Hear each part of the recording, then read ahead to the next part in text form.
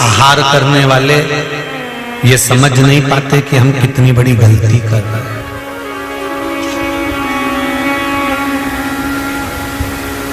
मांसाहार करने वाले ये नहीं जान पाते कि हमने कितनी बड़ी गलती करी है। ये गलती का भोग कब भोगते हैं? जब ये अगला योनि में जन्म लेते हैं। 84 लाख योनियों में जो मांस खाने वाले रहते हैं ना, इसमें जो मांस भक्षण करने वाले होते हैं, मांस खाने वाले होते हैं, इनको मादा बिच्छू का जन्म मिलता है। कौन सा? जम के बोलिए जरा। मादा बिच्छू। मादा बिच्छू कैसी होती है? अपने बच्चे को जन्म देती है।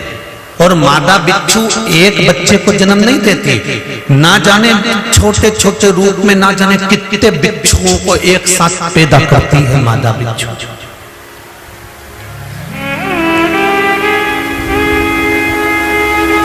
और मादा बिच्छू सैकड़ों बच्चों को जन्म देती है। बच्चे पैदा होते हैं, मादा बिच्छू के ऊपर चढ़ जाते हैं और अपनी उस मादा बिच्छू को नोच नोच कर खाते हैं। कब तक? जब तक उस मादा बिच्छू के प्राण नहीं चले जाते, केवल कंकाल रह जाता है और मांस पूरा समाप्त हो जाता है। तब तक नोचते हैं वो। मादा बिच्छू तड़पती है, खूब चिल्लाती है, रोती है वो अपनी भाषा में, क्योंकि ये एक दिन का नहीं होता कि एक दिन तक बच्चे अपनी मां को खाते हैं। कहते हैं 2.5 महीने तक मादा बिच्छू को नोच नोच कर खाते हैं बच्चे, और वह मादा बिच्छू का मांस उखड़ उखड़ जाता है, केवल एक हड्डी का कंकाल रह जाता है। और जब प्राण छूटते हैं तो वो मादा बिच्छू भी भगवान शंकर से कहती है कि मुझे क्षमा कर दो, अब जिंदगी में कभी मांसाहार नहीं करूंगी। कभी अगला जन्म मिल गया मनुष्य का तो मैं मांस का आहार नहीं करूंगा। क्यों?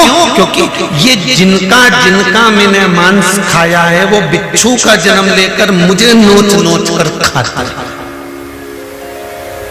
मुझे नोच। तुम्हारी जिह्वा का थोड़ा सा सुख, तुम्हारी जिह्वा का थोड़ा सा आनंद, एक जीव को मार देने का तुम्हारा थोड़ा सा सुख तुम्हारी जिंदगी को ना जाने कितनी लाख योनियों में भटका देता है और तुम्हारे जीवन को नष्ट कर देता है। श्रावण के महीने में एक संकल्प ले लो कि चाहे जिंदगी में कुछ भी हो जाए पर मांस का भक्षण नहीं करूंगी। जिंदगी में कभी कोई जीव का मैं मांस नहीं खाऊंगी। किसी जीव को कष्ट हो ऐसा भान मेरे जीवन में ना हो, क्योंकि 84 लाख योनियों में केवल एक मनुष्य की देह सी है जिसमें हम रोकर अपने दुखड़े किसी से कह सकते हैं। पर बिच्छू, जो मादा बिच्छू है, उसको कितना कष्ट हो रहा है वो किसी से कह सकती है? किसको बोले? किसी ने पत्थर फेंक कर कुत्ते को मार दिया, उसकी टांग में लग गई, वो कितना लंगड़ा के चल रहा है। तुम्हारे पांव में लग जाए तो तुम पट्टा बांध लोगे, तुम्हारे पांव में लग जाए तो तुम डॉक्टर को दिखाकर दवाइयां ले लोगे।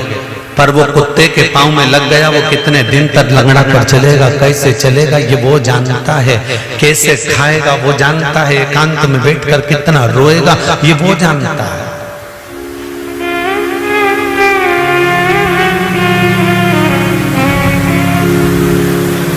ये भोग क्यों आया? कोरोना जैसी महामारी आई तो क्यों आई? ये दिखाने के लिए आई कि तुम्हारी मस्ती में जी रहे हो और छोटे छोटे जीवों पर तुम्हारी करुणा समाप्त हो गई। हमारे संत साधु कितना कहते थे, अहिंसा परमो धर्म, अहिंसा परमो धर्म। कोई जीव की हत्या ना हो जाए, कोई जीव को कष्ट ना हो जाए, किसी का दिल ना दुखे। ये चोरी करने वाली माताएं आती हैं, कई पुरुष लोग आते हैं चोरी करने के लिए, तुम्हारे गले का मंगलसूत्र चेन जरूर चुरा के ले जाते हैं, पर इन्हें कितनों के गले का मंगलसूत्र चुराया होगा, कितने के गलों की चेन चुराई होगी, उसके बाद भी आज भी इनकी तरक्की नहीं हुई, ये चोटों की चोटी है।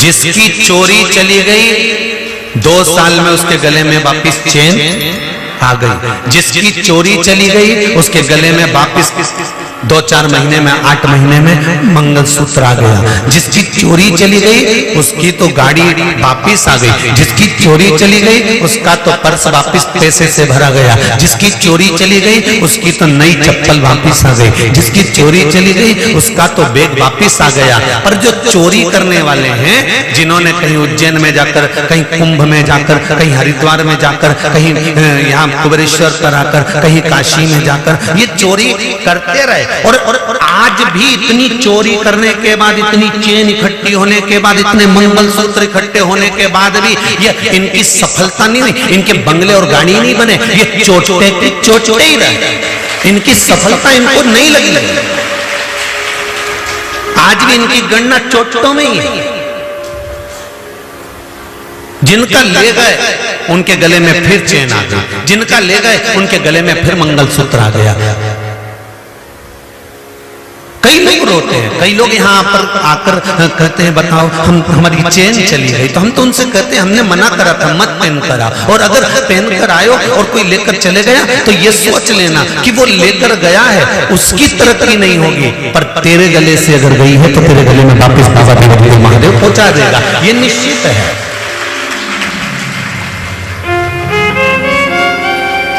उनको सफलता नहीं मिल सकती।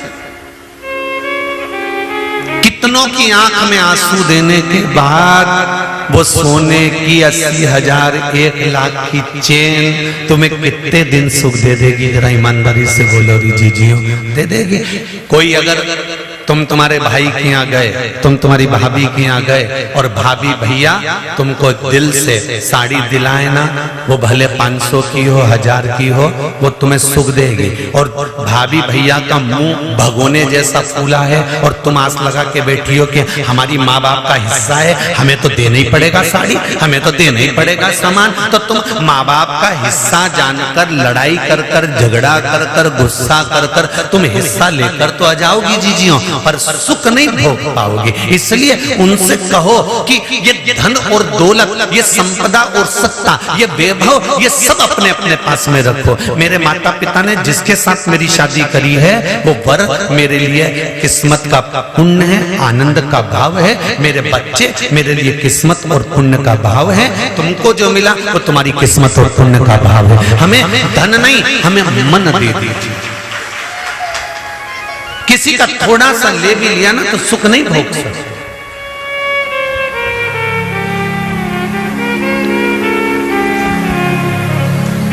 सुख का स्मरण नहीं करता होगा।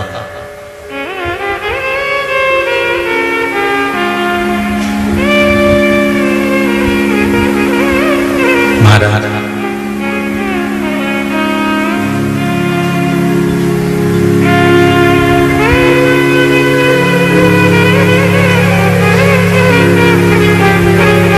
दिल दुखाकर किसी दूसरे का अपने चेहरे पर अगर प्रसन्नता लाते हो ना तो उसमें प्रसन्नता नहीं है।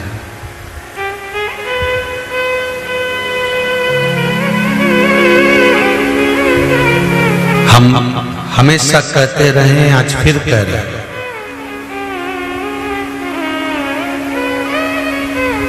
परीक्षा में अगर कोई पास हो गया और एक व्यक्ति फेल हो गया तो पास होने वाले व्यक्ति को फेल होने वाले व्यक्ति के घर पर सबसे पहले जाना चाहिए और जाकर कहना चाहिए तू टेंशन मत ले, चिंता मत कर, फिर प्रयास करना, आज नहीं तो कल फिर विजय होगा, फिर जीतेगा, टेंशन लेने की जरूरत नहीं है। उसकी कमजोरियों को नहीं दिखाना, अपना वैभव हमें किसी के सामने नहीं दिखाना।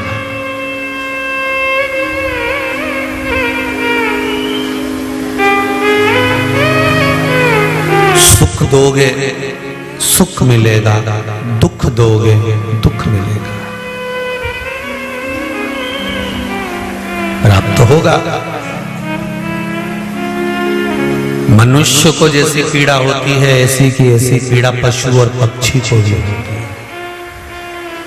मनुष्य को जैसे प्यास लगती है ऐसी ही प्यास पशु और पक्षी को भी लगती है। मनुष्य को जैसे भूख लगती है ऐसी भूख पशु और पक्षी को भी लगती है। मनुष्य को जो दुख होता है, पीड़ा होती है, वो कह सकता है, पर पशु पक्षी किसी को कह नहीं सकते। अंदर अंदर रोते हैं, बिलखते हैं, तड़पते हैं,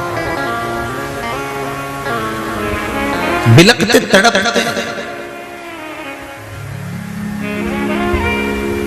कभी देखा आप लोगों ने?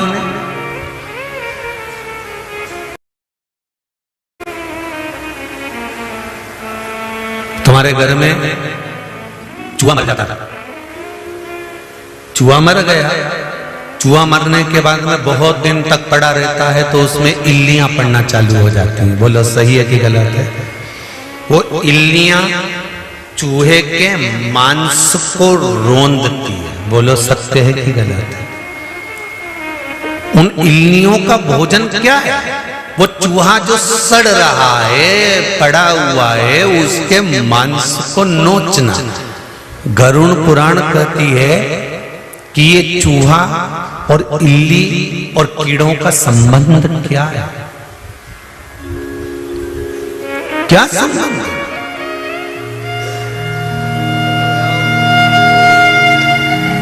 इनका ये क्या संबंध? शिव पुराण, गरुड़ पुराण कहती है, श्रीमद् भागवत कथा कहती है कि इस चूहे ने दूसरे के घर में प्रवेश कर कर दूसरे के अन्न को चुराकर खा लिया। जिसके घर में प्रवेश कर कर जिसके अन्न को चुराया है, उसके घर का ही कोई जीव पूर्व समय के भोग को भुगताने के लिए, कर्म के दंड को लेने के लिए इसी चूहे को नोच नोच कर खाता है। वो इल्ली के रूप में, वो कीट के रूप में, वो जीव के रूप में। मत बुरे कर्म कर बंदे वरना पछताएगा, भगवान की आंखों से तू बच नहीं पाएगा, तू बच नहीं पाएगा।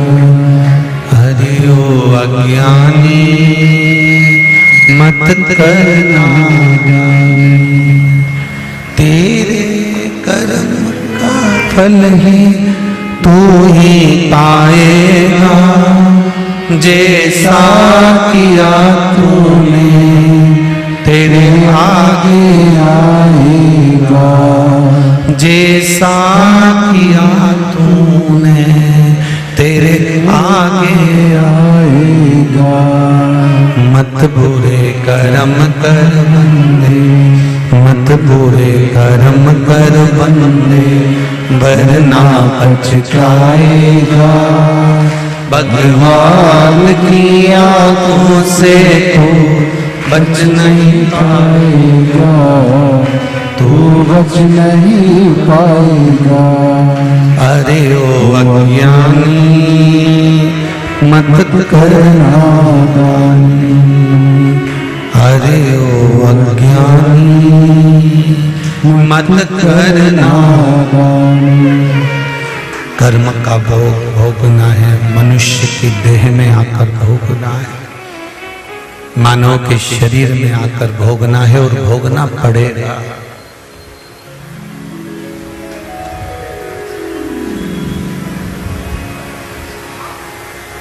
अभी भी दुख की कमी है क्या? अरे बोलो तो, मानव का शरीर मिला है ये दुख भोगने के लिए ही मिला है और भगवान का भजन करने के लिए ही मिला है। ये शरीर मिलने का कारण ही दो है, भजन करो और दुख भोगो।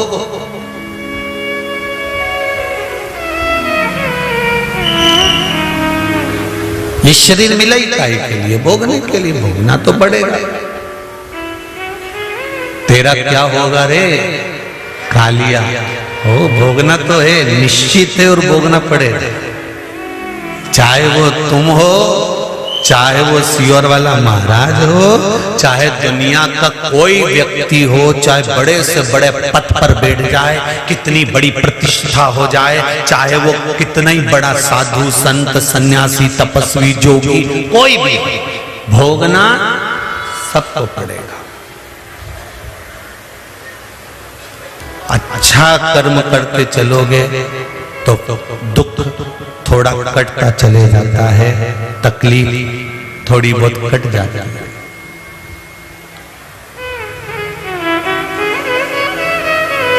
धन धन धन धन धन धन के चक्कर में एक दिन हो जाता है निधन।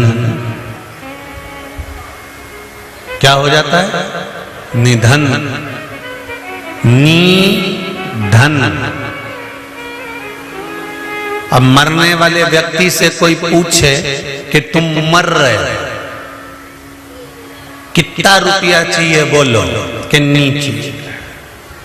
अब निधन, अब धन नहीं चाहिए, अब निधन, अब धन नहीं चाहिए, अब तो निधन का समय आ गया। अब धन की महत्वता समाप्त हो गई।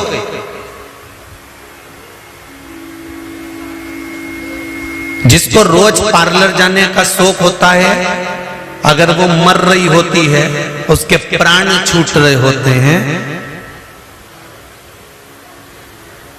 और घर की मौसी की छोरियां कहे जीजी पार्लर वाली को बुला दो,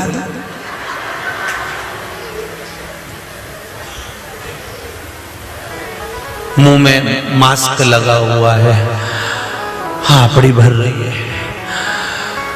जाने का टाइम हो गया, और मौसी की छोरियां कह रही है नेहा पार्लर को बुलाऊं कि सुंदर पार्लर को बुलाऊं, गांधी रोड वाले को बुलाऊं कि चरखा लाइन वाले के बुलाऊं कि राजवाड़ा से बुलाऊं, डिजाइन कौन सी कराऊं।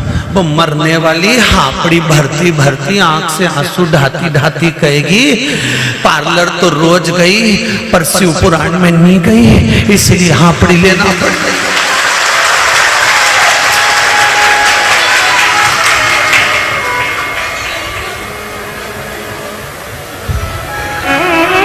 पार्लर में जाकर काया तो सवार ली, पर शिव महापुराण में चली जाती तो काया माया और चित्त सब समझ जाता।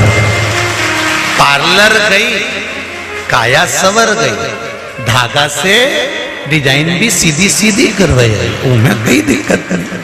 पार्लर गई, काया सवर गई, उन्हें ककड़ी रख के पोत के बिठा भी दिया, बैठी गई। तो जैसे पार्लर वाली बिठाए वैसे ही तो सियोर वाला महाराज बिठाए कि तुम जहां मर्जी पड़े, टीवी के सामने, आस्था चैनल के सामने, फेसबुक यूट्यूब पर या कुबेरेश्वर धाम में जहां कथा हो रही है वहां, जैसे पार्लर वाली 2-3 घंटा बिठाए, यहाँ पर कथा में भी 2-3 घंटा बैठना पड़े, बस वहां और यहाँ में अंतर है। वहां एक जैसी तुम चुप बैठी रहती हो, ना हाथ हिलाओ ना पांव हिलाओ, यहाँ 3 घंटे में बाबा रामदेव का पूरा आसन लगा लो। अब यहाँ और वहां में तुम अंतर तो आता है थोड़ा थोड़ा, ऐसा नहीं है कि तो अंतर नहीं आया, पर अब अंत समय में, अंत समय प्रभु आना पड़ेगा, वचन दिया तो निभाना पड़ेगा। अब अंदाजा लगाओ, अंत समय में पार्लर वाली काम आएगी कि वो कुबेर भंडारी काम आएगा? अंदाजा लगा कर बैठो। मास्क लगा हुआ है और पार्लर वाली बाल झाड़े, डिजाइन बनाए, और तुम वेंटिलेटर पर मास्क लगा के ऊपर सांस भर रहे। आखिरी, और मशीन चल रही है ऐसी ऊंची नीची, ECG बता रही, इधर से डॉक्टर BP शुगर सब नापता फिर रहा, ब्लड प्रेशर ऊंचा नीचा हो रहा, दवाई वाले दवाई दे रहे, बोतल इधर से चढ़ रही, सब काम बेकार हो रहा, और अंत समय पड़ा हुआ है। पार्लर वाली बोले मैं श्रृंगार करूंगी, इधर से बीमे वाले आकर खड़े हो गए, सिग्नेचर करवा लो बहू को मिल जाएगी रकम।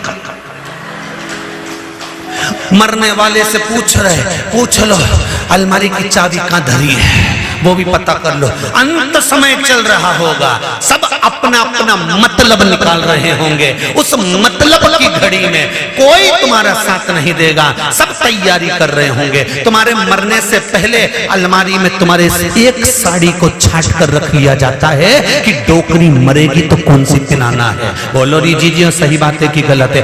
हॉस्पिटल में मर रहे हो, साड़ी पहले निकाल के रख ली, हॉस्पिटल में तड़प रहे हो, तैयारी पहले कर दी, सब इंतजार में बैठे हैं। क्यों?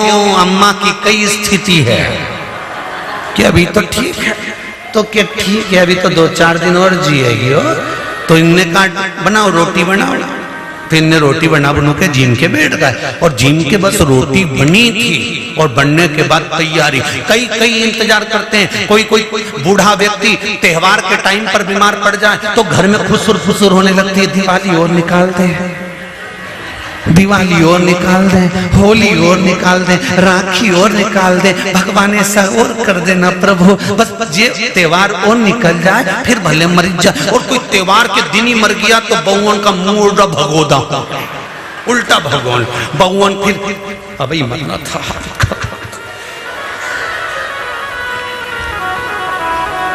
अब तो कहीं जा भी नहीं सकते। मैंने तो पार्लर बुक करा था, तो क्या करे? ये कथा किसी दूसरे की नहीं है, ये कथा तुम्हारी और हमारी है। सब अपना अपना उल्लू सीधा करने के लिए, सब अपना अपना मतलब सीधा करने के लिए अंत समय में सब अपना मतलब सीधा कर रहे होंगे। उस समय पर इस कुबेरेश्वर धाम में हुई श्रावण शिव महापुराण को याद करना। अंत समय में सब अपना मतलब सीधा करें तो भूल मत जाना मेरे भोलेनाथ जी का नाम श्री शिवाय नमस्तुभ्यं जपना, ओम नमः शिवाय जपना, पंचाक्षर मंत्र जपना नमः शिवाय। भगवान शंकर को याद करना कि बाबा ये सब अपना मतलब निकाल रहे हैं, पर मैं नहीं जानती कि मतलब कैसे निकालते हैं। मैंने जिंदगी में सब कुछ करा पर तेरे धाम नहीं गई, तुझे प्रणाम नहीं करा, तेरा नमन नहीं करा। मेरे परिवार वाले कहते थे शिव पुराण की कथा 1 बजे से 4 बजे तक आस्था चैनल पर आती है, सुन ले। सब कोई कहते थे। सास टीवी खोल के बैठ जाती थी और बहू आवाज कम करके चली जाती थी। मैंने कई बार बच्चों तक को भेज दिया कि अम्मा टीवी देख रही, उनसे बोलिए आवाज कम कर दे, बोलिए आवाज कम कर दे, बोलिए आवाज कम कर दे। और अम्मा आवाज इसलिए कम नहीं करती थी क्योंकि उसने सियोर वाले महाराज के मुंह से सुना था, टीवी की आवाज तेज कर कर कथा सुनो, जिसका मन नहीं होगा उसके भी कान में जाएगी तो उसका भी कल्याण हो जाएगा, इसलिए आवाज बढ़ाती। और बहू आवाज कम करिए, अम्मा से बोलिए, दिन भर काम कर करके थक जाऊं, 15 मिनट सो भी नहीं सकती डोकरी के कारण, ये टीवी खोल के बैठ गई। अरे उस अम्मा को धन्यवाद दो कि तेरे अंत समय को संवार रही है। तुझे किटी पार्टी से फुर्सत नहीं मिलती, तुझे नौकरी से फुर्सत नहीं मिलती, तुझे कमाने से फुर्सत नहीं मिलती। कम से कम डोकरी 1 बजे से 4 बजे तक टीवी खोलकर बैठ जाती है तो 2 शब्द हमारे कानों में चला जाता है तो हमारी जिंदगी संवर जाती है। अंत समय में ये शब्द याद आया, उसके भरोसे पर पूरा भरोसा उसी का रखो। कई माताएं आकर कहती हैं गुरुजी मेरे बेटी का ब्याह नहीं हो रहा। हम उनसे कहते हैं जिस दिन तुमने ये कहना छोड़ दिया कि मेरी बेटी का ब्याह नहीं हो रहा, उस दिन तुम्हारी बेटी का ब्याह हो जाएगा। तुम ये कहना छोड़ दो कि मेरी बेटी का ब्याह नहीं हो रहा, तुम ये कहना चालू कर दो ये महादेव की छोरी है, महादेव की बेटी है, बस इसका विवाह तो महादेव कर देंगे, ब्याह पक्का 3 महीने में पक्का। जब तक तुम अपना कहते रहोगे तब तक महादेव उसको अपनाएंगे नहीं।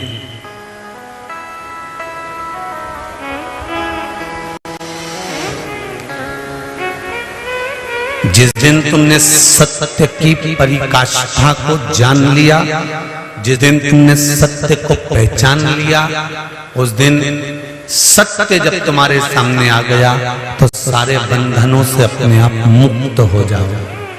इसलिए मरने वाले के सामने चिल्लाते हैं राम नाम सत्य, क्योंकि वो बंधनों से मुक्त हो गया।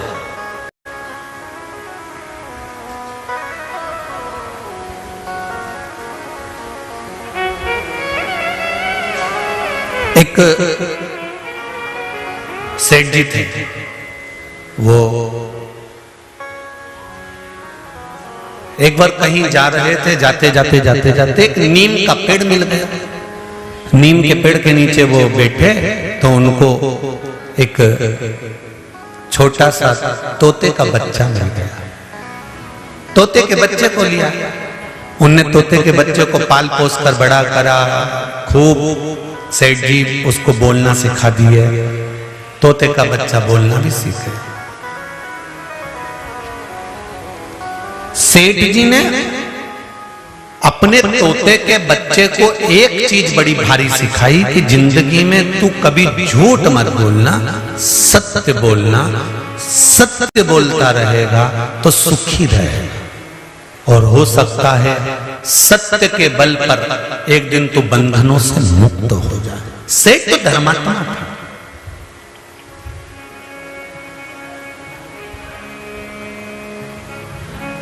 सेठ धर्मात्मा था। तोता सेठ जी के अनुसार चलने लगा, थोड़ा थोड़ा बोलना सीख गया। सेठ जी को 10-10, 15-15 दिन, 20-20 दिन के लिए बाहर जाना पड़ता था। सेठ जी बाहर चले जाते, घर में सेठानी रहती, थोड़ा उसका व्यवहार ठीक नहीं था। वो पर पुरुष को अपने घर में बुला लेते। तोता सब देखता, तोते के स्मरण में सब रहता। सेठ जी 15 दिन बाद फिर आते, फिर चले जाते। वो सेठानी फिर किसी को बुला लेते, किसी पर पुरुष को सेठानी, क्योंकि उसका स्वभाव ठीक नहीं, उसकी दिनचर्या ठीक नहीं, बुला लेते। एक बार सेठ जी 1 महीने के लिए बाहर गए। सेठानी एक पुरुष को बार बार बुलाती, वो पुरुष इसके यहाँ आता रहता। सेठ जी 1 महीने के बाद वापिस आए, और आते से सबसे पहले उनको उस तोते की याद आई। तोते से जाकर मिले, तोते से कहा तोता ठीक तो हो? मिट्ठू बोला ठीक।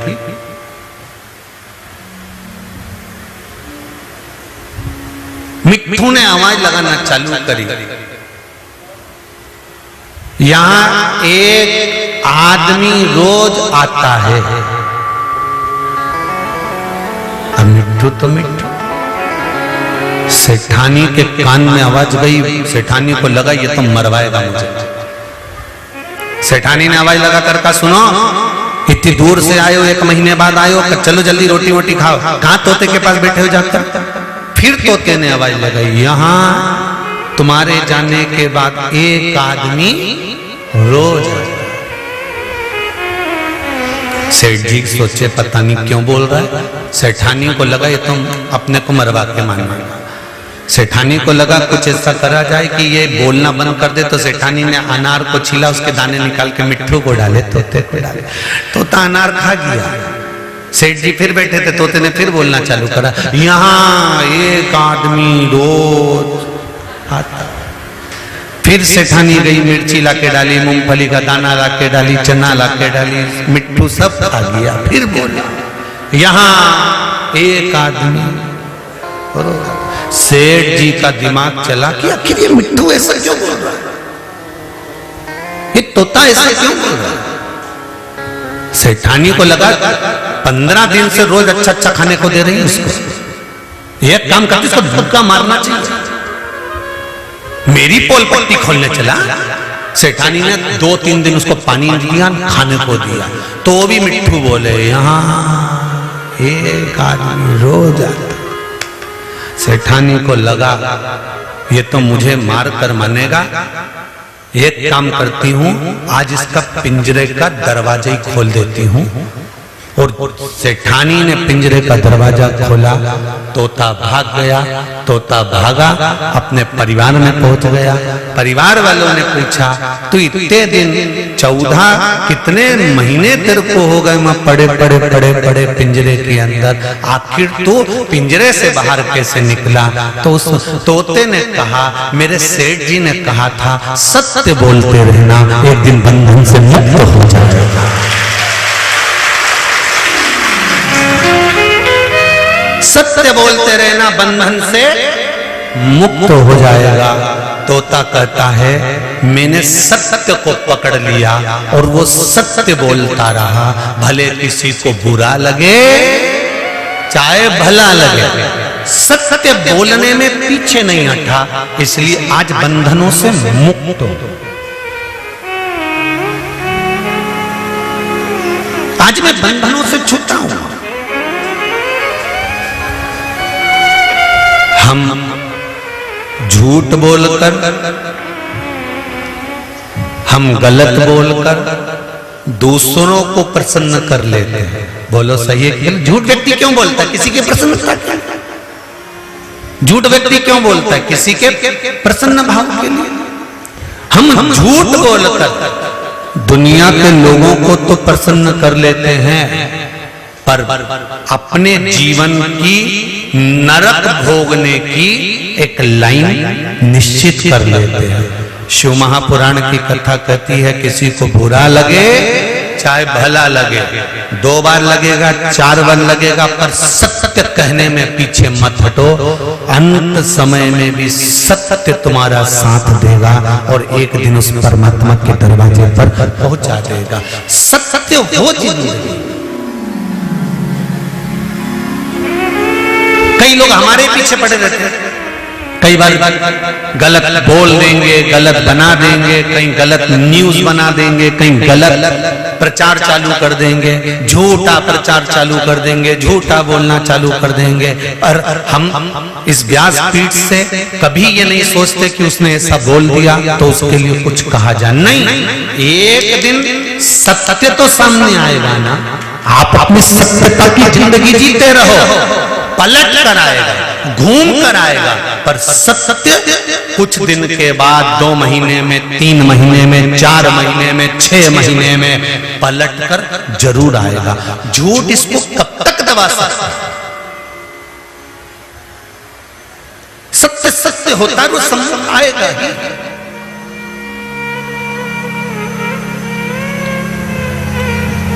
झूठ पर बुनियाद खड़ी नहीं करी जा सकती। राजा हरिश्चंद्र के साथ में क्या हुआ? सत्य पर टिके थे राजा हरिश्चंद्र। और रामचरितमानस भी कहती है, रघुकुल रीत सदा प्राण जाए पर वचन न जाए, प्राण जाए पर वचन न जाए, प्राण जाए पर वचन न जाए। महाराज, मेरे शंकर भगवान को सत्य कहा जाता है, इसलिए शिवजी को सबसे ज्यादा प्रिय है सत्यम शिवम सुंदरम। जिंदगी में जिस दिन आपने सत्य अपना लिया, कल कथा थी, परसों भी कथा सुनी, नंदी ने अपनी धर्म पत्नी सुयशा से पूछा था कि तू रोज कहां जाती है? सुयशा ने कह दिया, मैं शंकर का मनन चिंतन करने के लिए जाती हूँ, मैं शिव की भक्ति करने जाती हूँ, मैं श्रावण महीने में जल चढ़ाने जाती हूँ। आपसे भी निवेदन है, कभी कुबेरेश्वर धाम आए, झूठ बोलकर मत आना। कुबेरेश्वर धाम की धरा पर जब पांव रखो तो तुम्हारे परिवार वालों से कह देना कि मेरा मन कर रहा है कुबेरेश्वर जाने का, मेरा मन कर रहा है कुबेरेश्वर का दर्शन करने का, मेरा मन कर रहा है कुबेरेश्वर धाम जाने का, और सत्य बताकर आओ कि मेरी मनोकामना ये है, मेरी कामना पूरी हो गई तो धोख लगाने जा रही हूँ, मेरी कामना लेकर बाबा के पास जा रही हूँ, मैं सत्य के मार्ग। कोई तुम्हें मना कर दे, तुम्हारी सास के क्या करना जाकर, पति कहे अभी नहीं जा सकती, मत जा, क्यों जा रही है, झगड़ा कर कर भी मत आना, किसी का मन उदास कर कर मत आना। अगर तुम्हारे परिवार वाले जिस दिन के हाँ आज मेरा मन है चलो अब चलते हैं, किसी का दिल मत दुखा। टीवी के सामने कथा सुन लो, मोबाइल पर कथा सुन लो, फेसबुक यूट्यूब पर कथा सुन लो, और कुबेरेश्वर धाम की पावन धरा से कथा सुन रहे हो, दिल लगाकर सुन लो। पर दिल भोले रस्ते में कुआं खुदवा, भोले रस्ते में बाग लगा,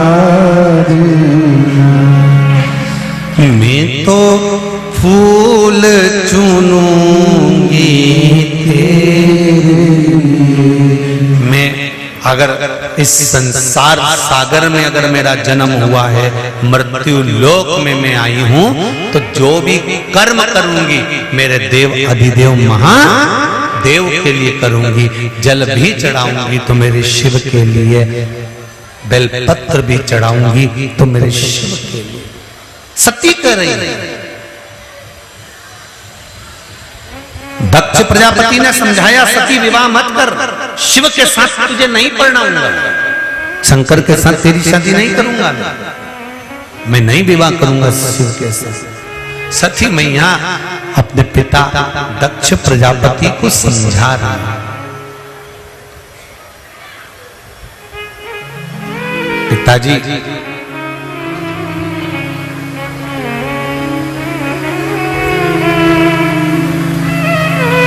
ओ पिताजी, लगन तुमसे लगा बैठे, जो होगा देखा जाएगा, तुम्हें अपना बना बैठे, जो होगा देखा जाएगा। पिताजी मैंने देवाधिदेव महादेव को अपना बना लिया, मैंने शिव जी को अपना बना लिया, और एक बार अगर देवाधिदेव महादेव मेरे बन गए हैं, एक बार शंकर मेरे हो गए, तो निश्चित है कि अब मेरा बचपन, जवानी, अधेड़ी और बुढ़ापा सवर जाए।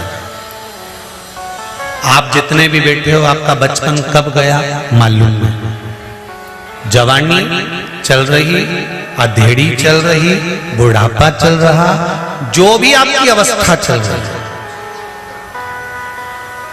आप जिस अवस्था में, उस अवस्था में अगर आपने शिव को अपना बना लिया, तो बाकी का टेंशन, चिंता, बचपन कैसा गया है, जवानी कैसी गई है, अधेड़ी कैसी गई है, ये सब छोड़ दो। अब तो शंकर के भरोसे पर रहना चाहिए, शिव के भरोसे।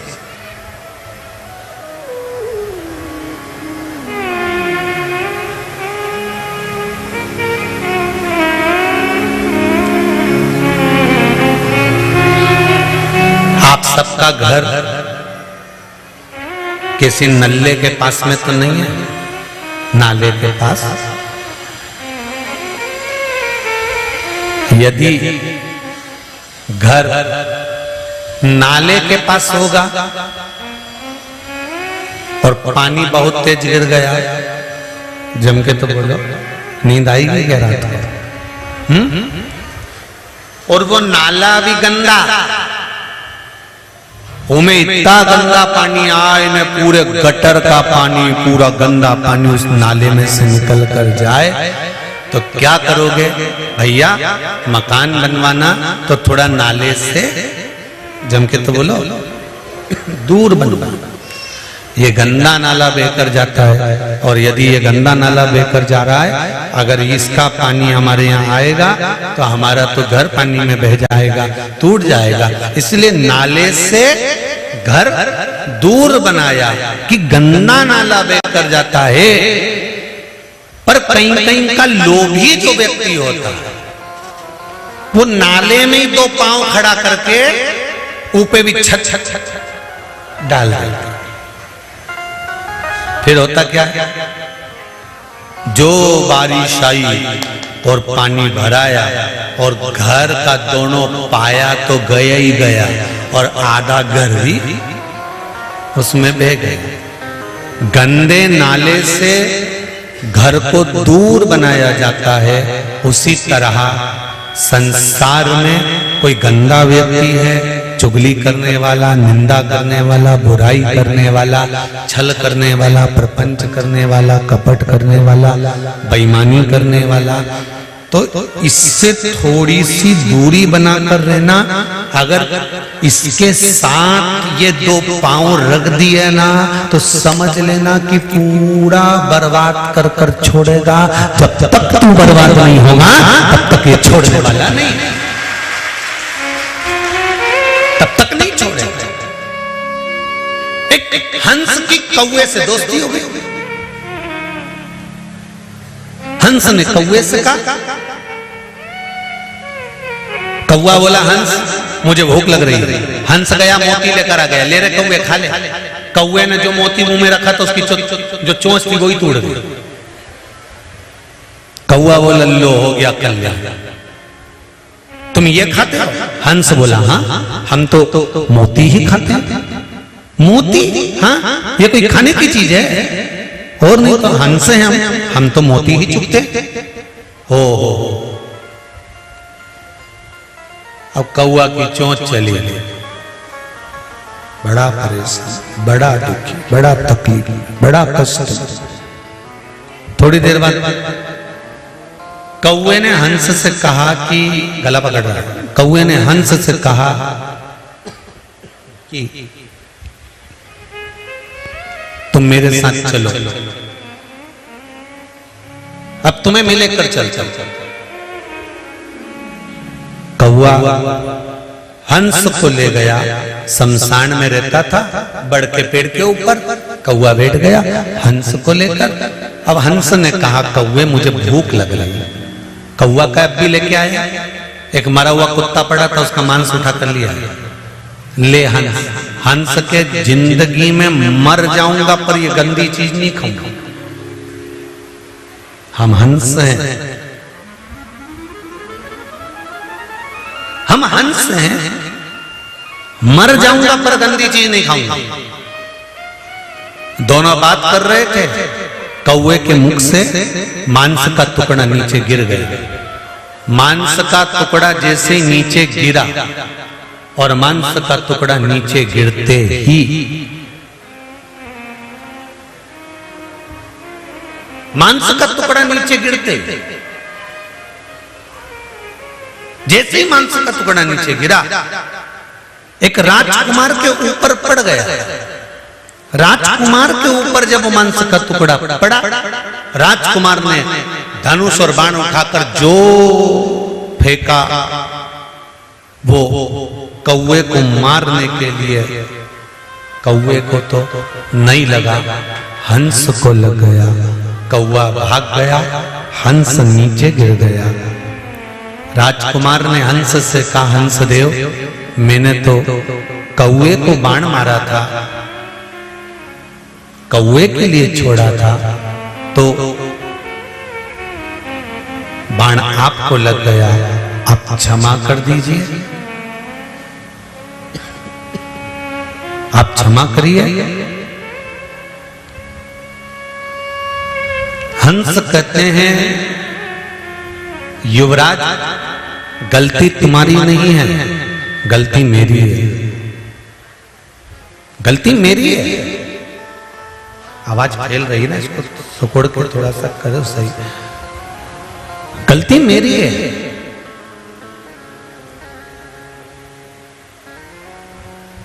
और मेरी गलती यह है कि मैंने गलत व्यक्ति की संगत कर ली। मेरी गलती यह है कि मैंने गलत व्यक्ति का साथ पकड़ लिया। कौवा गलत काम कर कर भाग गया, हंस को बाण लग गया। गलत काम करने वाला व्यक्ति गलत काम कर कर भाग जाता है और अच्छा व्यक्ति जेल में धरा जाता है। जिसने कुछ करा ही नहीं, इल्जाम उस पे लग जाता। ऐसा एक संभव उस ऐसा एक भाव नहीं है, ऐसे कई हैं, कई।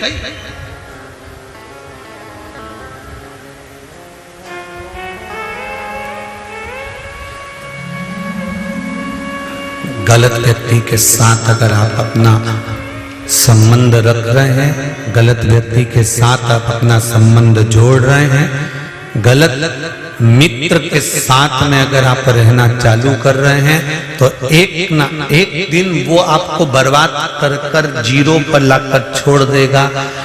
इसलिए शिव महापुराण की कथा कहती है, दुनिया के लोगों को सत्संग करने वाले अच्छे नहीं लगते। दुनिया के लोगों को जो बाइक पर घुमाए, खूब जोरदार तरीके से पैसा इधर उधर उड़ाता फिरे, तो उनको लगे सबसे अच्छा व्यक्ति यही है।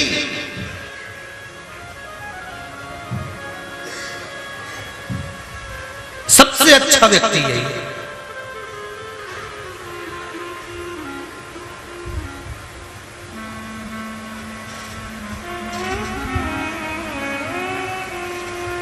जो सत्संग में डूबा है ना, वो पसंद नहीं आता।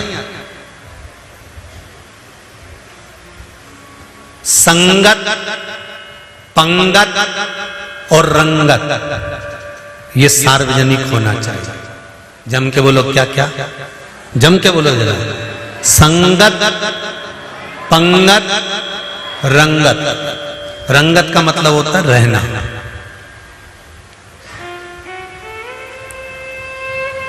संगत किसी एक जाति की नहीं होती।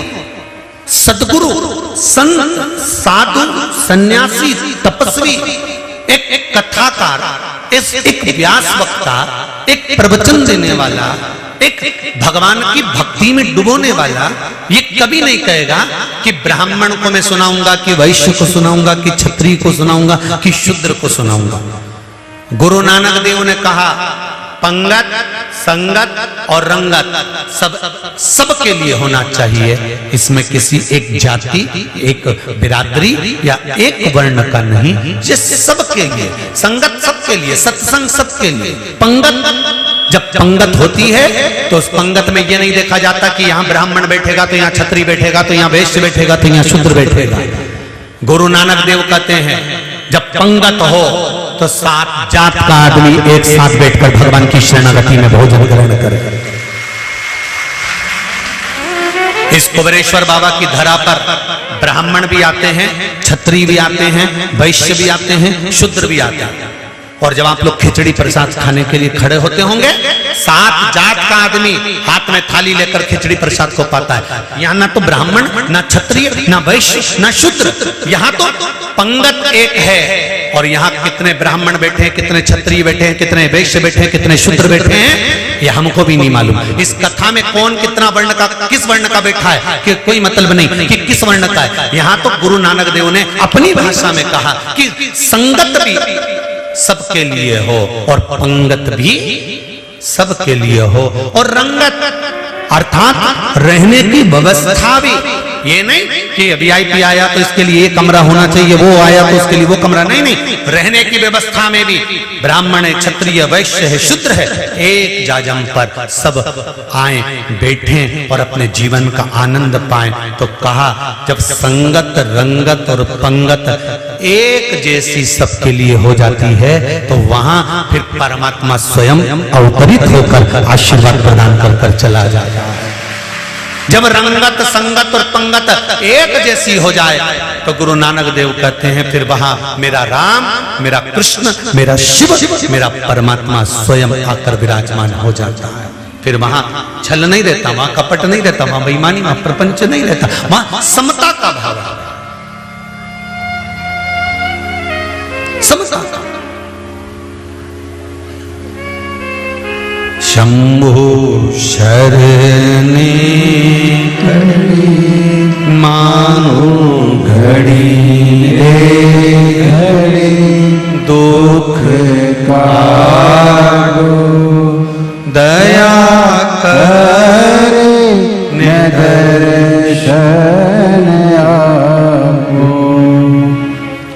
का भाव। बस जिंदगी की एक बात शिव महापुराण की कि गलत संगति में बैठना भी नहीं और गलत संगति वालों से साथ रखना भी नहीं। मंदिर जाओ, तुम्हारी पड़ोसन जो शंकर का भगत करती हो, भजन करती हो, उसके साथ चले जाओ, और अगर नहीं करती हो तो अकेली चले जाओ। संसार में आए थे तो 2-4 को साथ लाए थे क्या? अरे बोलो तो जम के नहीं।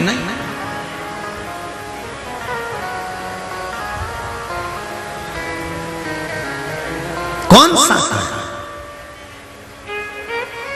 अरे मुट्ठी बांध आया जग में, हाथ पसारे जाएगा। या कौन तुम साथ में आए? जगत में कोई ना परमाने, जगत में कोई ना परमाने। चाहे कर लो बड़ी मोलिस, चाहे कर लो बड़ी मालिश, चाहे छिड़क लो सेंट, जगत में कोई ना परमाने। इस शरीर की चाहे कितनी भी बॉडी मालिश कर लो, चाहे कितना भी तेल लगा के घस लो, और चाहे पर्स में से निकाल के छिड़क लो सैन, जगत में को। उसका कारण क्या है? शिव महापुराण की कथा कहती है कि जन्म मरण परण। ये मेरे ओगरदानी मेरे बाबा देवाधिदेव महादेव ने इसको निश्चित कर रखा है कि कहां कब किस स्थान पर कैसे किस समय पर होना, ये उसने निश्चित किया। सती मैया को बाबा दक्ष प्रजापति ने समझाया, बहुत कहा, बहुत निवेदन करा, पर नहीं। आखिरी में सती मैया का जो मंगल विवाह हुआ, वो विवाह माता सती का बाबा देवाधिदेव महादेव के साथ हुआ।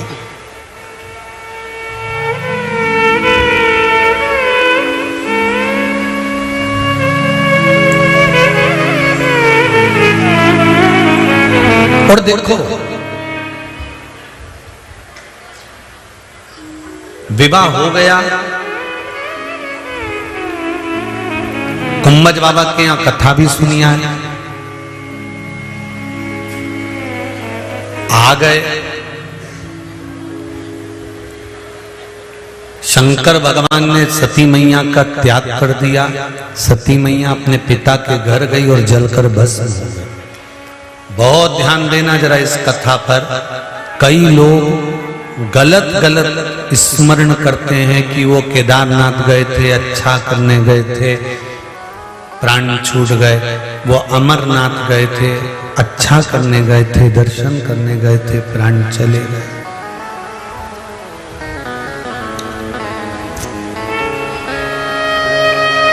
सती मैया ने कौन सा बुरा काम करा?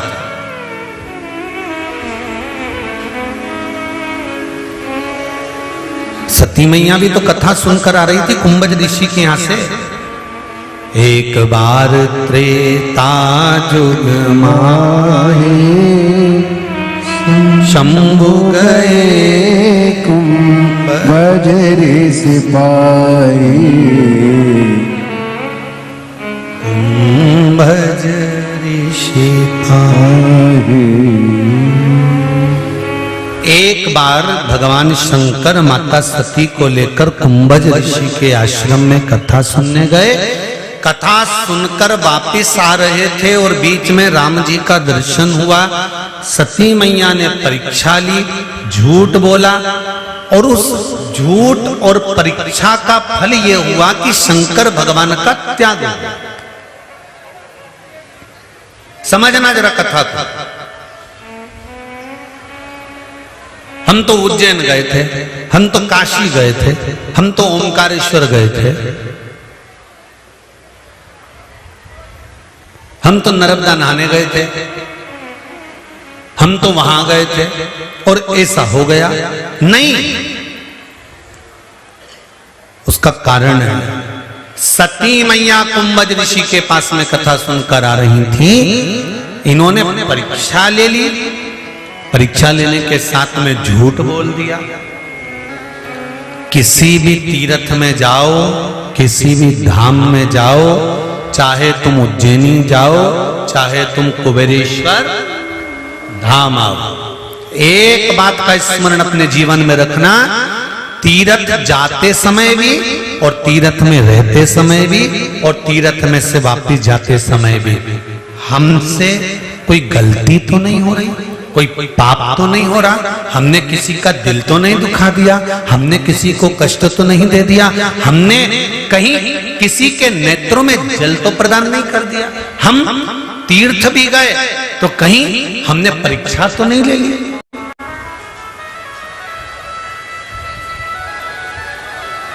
तीर्थ में जाकर भी लोग परीक्षा लेते हैं।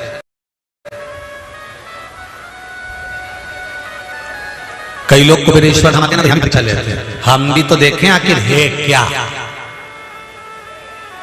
क्यों लोग इस पगले के चक्कर में पड़े, हम भी तो देखें कारण क्या।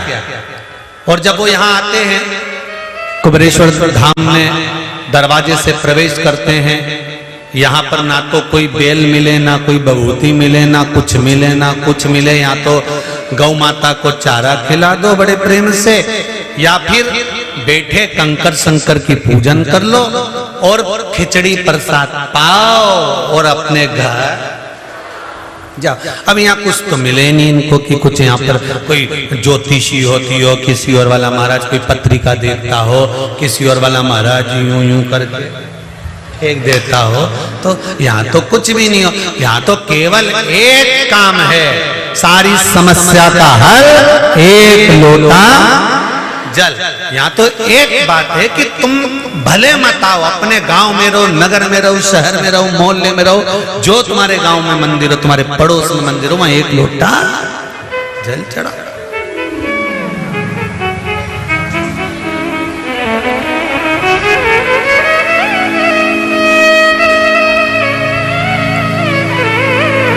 यहाँ कुछ नहीं, हाँ यहाँ आपका विश्वास, आपका भरोसा, आपकी श्रद्धा है।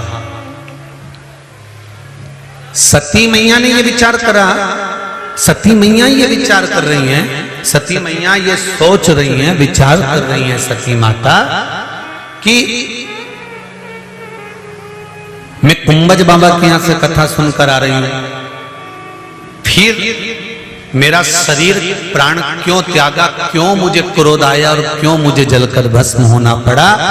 सती मैया ने दोष देखा दूसरे में, सती मैया ने स्वयं का दोष नहीं देखा कि मैंने जानकी का रूप रख लिया था, झूठ बोला अपने पति से, मैंने परीक्षा ले ली, ये सती मैया को भान नहीं हुआ। दूसरे की बुराई ढूंढने के लिए 7 जन्म भी कम पड़ जाते हैं महाराज। अगर आपको कह दिया जाए कि यहां की बुराई बताना चालू करो तो आप करें कीचड़ बहुत है। शंकर जी को जल चढ़ाने जाओ, इतना सारा पानी पानी पड़ा हुआ, कहां बैठे हैं? ओ राम। खिचड़ी प्रसाद लेने जाओ तो लाइन लगाना पड़ती है, हमारी प्रतिष्ठा अड़ती है, हम इतने पैसे वाले इतनी सी खिचड़ी के लिए लाइन लगाएंगे, वो भी प्लेट लेके। फिर बाबा के धाम का मतलब क्या हुआ?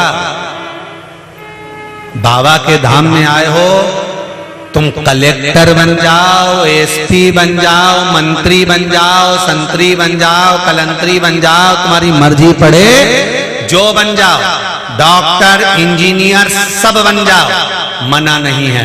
पर माँ बाप के आगे बेटा ना डॉक्टर रहता है, ना इंस्पेक्टर, ना कलेक्टर रहता है। माता पिता तो बच्चे को उसी नाम से पुकारते हैं, कल्लो।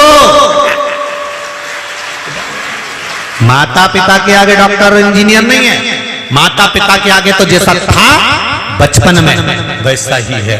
इसलिए भगवान के धाम जाओ तो ये मत सोचना कि तुम किस ओहदे पर हो, तुम्हारे यहाँ एसी है, तुम्हारे यहाँ गाड़ी है।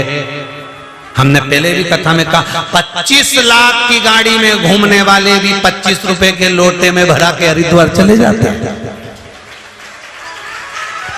कितने रुपए का लोटा? अरे बोलो तो जम के 25 रुपए का लोटा, और 25 लाख की गाड़ी से नीचे नहीं उतरता था। मैं तो 25 लाख की लिया, मैं तो 25 लाख की लिया, मैंने हैंड से 12,000 का लिया, मैंने कटे हुए सेव फल का लिया। क्या बोलते हैं? एप्पल, मैंने एप्पल का 1 लाख का लिया, 1 लाख का। और जब प्राण छूटे तब वो एप्पल कहां गया?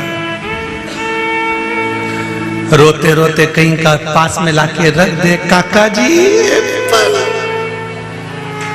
जेब में धर दो एप्पल को। कहा? अरे भाई कुछ सती मैया को जलकर भस्म होना पड़ा क्योंकि झूठ बोल दिया था, थोड़ा सा परीक्षा ले ली थी। माता, पिता, सतगुरु और परमात्मा की जिंदगी में कभी परीक्षा मत लेना। किसी भक्त की जीवन में कभी परीक्षा मत लेना। जीवन में कभी परीक्षा मत लो। एक भक्त की परीक्षा भी मत लो। एक साधु के, सन्यासी, तपस्वी, साधक, उपासक, इनकी परीक्षा नहीं ली जाती। जो भगवान की अविरल भक्ति में डूबे हुए हैं उनकी परीक्षा नहीं। श्रावण शिव महापुराण की कथा कहती है भगवान की अविरल भक्ति का भाव प्रकट कर। अविरल भक्ति का भाव प्रकट कर। शिव पुराण कर रही है, भगवान देवादिदेव महादेव का चरित्र कर रहा है। सती मैया दक्ष प्रजापति के यहां जलकर भस्म हो गई। भस्म होकर पार्वती का रूप धारण कर लिया। पार्वती बनकर हिमालय राज के यहां प्रकट हो गई। मेना, धन्या, कला, ये पितरों की 3 बेटियां हैं जिनके घर में 3 देवियां प्रकट हुई। मैनावती के सुंदर गोदी में माता पार्वती है। देव ऋषि नारद आए और नारद जी ने ज्ञानोपदेश देकर माता पार्वती जी के गुण तत्वों को श्रवण करा दिया। माता पार्वती के गुण तत्वों को कहना प्रारंभ कर दिया। पति मिलेगा, ऐसा मिलेगा, सब सुना। और माता पार्वती जब थोड़ी सी अवस्था धारण करी, भगवान शंकर को नमस्ते श्री शिवाय नमस्ते श्री शिवाय नमस्ते श्री शिवाय नमस्ते श्री शिवाय नमस्ते। भोला सब दुख काटो, ओ भोला सब दुख काटो। शिव शंकर जपू तेरी माला, भोले बाबा जपू तेरी माला। भोला सब दुख काटो, ओ भोला सब दुख काटो। वेश मंगल मंगलकारी, वेश मंगल मंगलकारी। शमशान वासी हमारा, शमशान वासी हमारा।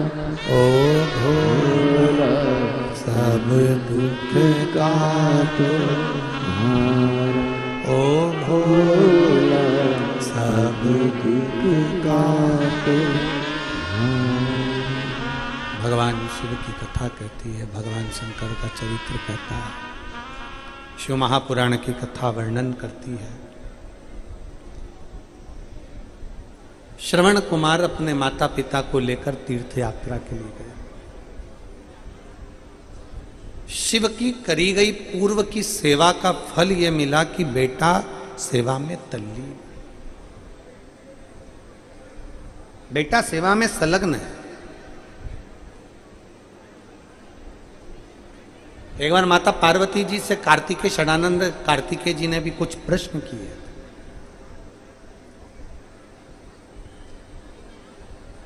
और कार्तिकेय बाबा ने प्रश्न किए थे माता पार्वती जी से कि संसार में जो मानव जन्म लेता है और उसके माता पिता जो व्यक्ति बुजुर्ग हो जाता है, उसकी सेवा उसकी औलाद, उसकी बहू, उसके बेटा करते हैं, वो किस भाव में करते हैं?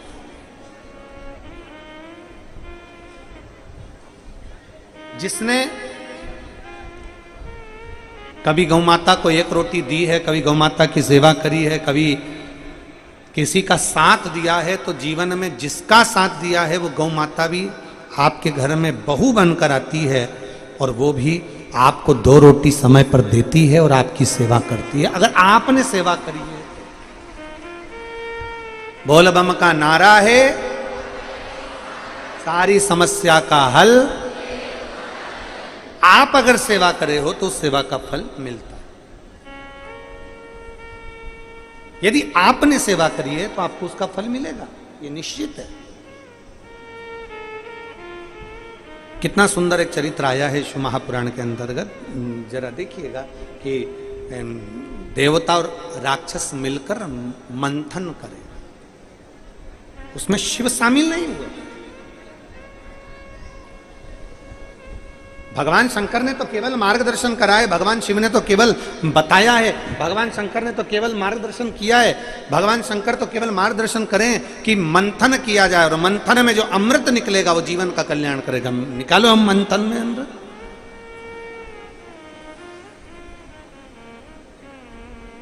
अब मंथन प्रारंभ हुआ। उस मंथन में सबसे पहले 5 गाय निकली, बहुला, सुरभि, सुशीला, आदिक, नंदनी आदि 5 गौ माता का प्रागट। सुरभि 5 गौ माता निकली। 5 गाय निकलने का कारण क्या था? क्यों, किस लिए? 5 गौ माता के प्रागट्य का कारण क्या है? शिव महापुराण की कथा कहती है कि सबसे पहले मंथन में 5 गौ माता निकलने का कारण केवल इतना है कि शंकर भगवान को जो विष पीने को मिलेगा, जो मंथन में विष निकलेगा, उस विष को शंकर भगवान पिएंगे तो उनका कंठ जलेगा तो गाय का जो दूध होता है वो जलन को समाप्त कर देगा, कंठ की जलन को रोक देगा। अब थोड़ा ध्यान दीजिएगा शिव महापुराण की ओर, आपका चित्त स्मरण रहे कि 5 गौ माता के दूध का भाग शिव को मिला तो कंठ की जलन समाप्त हुई। केवल शंकर भगवान को विष पीने को नहीं मिलता। संसार में मृत्यु लोक में जो जन्म लेता है, संसार में जो जन्म लेता है, मृत्यु लोक में जो पैदा होता है, संसार में जन्म लेने वाले हर व्यक्ति को विष पीना ही पड़ता है। कौन सा विष? कौन सा विष? शिव महापुराण की कथा कहती है, कोई आपका अपमान करेगा, कोई आपको अपशब्द कहेगा, कोई आपको ताने देगा, कोई आपको गाली देगा, कोई आपको आड़ा टेढ़ा बोलेगा, कोई आपको अपशब्दों के बाण छोड़ेगा, ये विष है। पियो, इसका पान करो, पी लो।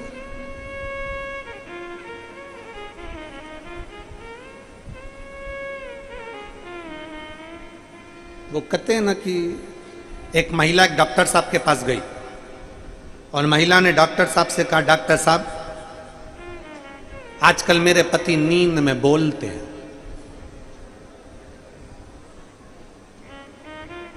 मैं अपने पति से बड़ी परेशान हो गई। ये नींद में बोलते हैं, इसका कोई उपचार हो तो बताओ। डॉक्टर साहब बोले इसका एक ही उपचार है, उसको दिन में बोलने की आदत डालो। दिन में तुम इतना बोलती हो कि बेचारा सुन सुन के अंदर इतना भरा जाता है कि दिन में नहीं बोल पाता तो बेचारा रात को बोलता है। इसको दिन में बोलने की आदत डाल। शिव महापुराण की कथा कहती है, शंकर भगवान का चरित्र कथा है, संसार में जन्म लिया है, विष पीना पड़ेगा। कभी तुमको अपशब्द का विष मिलेगा, कभी ताने का विष मिलेगा, कभी गालियों का विष मिलेगा, कभी आड़ी टेढ़ी बातों का विष मिलेगा। घर में जितनी बेटियां विवाह कर कर जाती हैं, उन बेटियों से निवेदन है अपने ससुराल में पहुंचने के बाद 6 महीना 1 साल में ऐसे निर्णय पर मत पहुंचना कि हम तलाक पर पहुंच जाए। नहीं, घर में शादी कर कर जा रही हो तो थोड़ा सा विष पीने की आदत डालिए। थोड़ा विष पियो, विष पीने की आदत।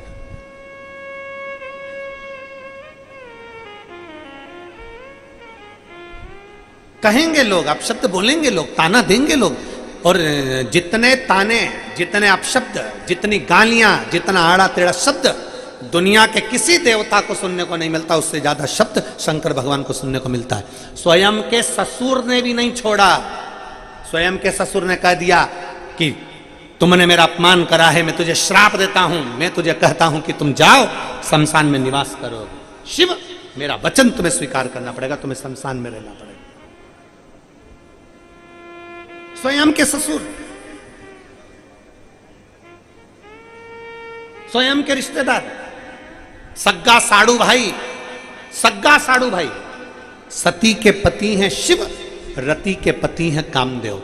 सग्गा साड़ू भाई कामदेव आम के पल्लव में छुपकर अपने ही साड़ू भाई पर बाण चलाता है। अब बताओ,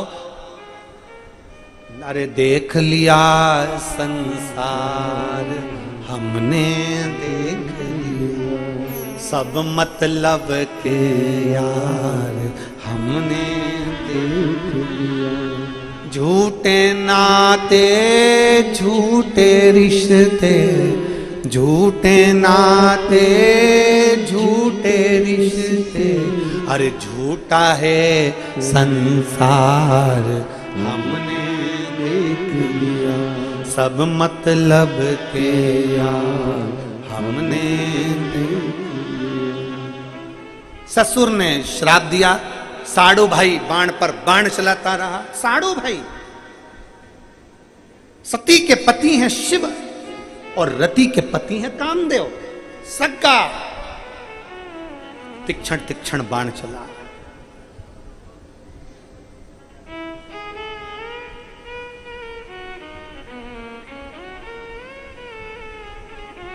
जितना शिव को सुनने को मिला उतना किसी को नहीं मिलता, जितना शिव को।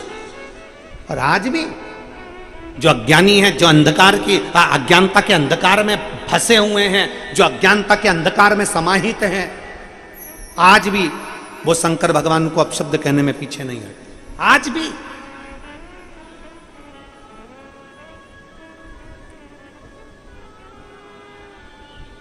आज भी लोग भगवान शंकर को अपशब्द, कई लोग कह देते हैं शिव जी पे चढ़ा हुआ जल मत पियो, शंकर जी का जल नहीं, शिवलिंग की पूजन मत करो, ये तो शिवलिंग है, ये तो लिंग स्वरूप है। उसको समझ में तो आता नहीं, अज्ञानता की बात करते।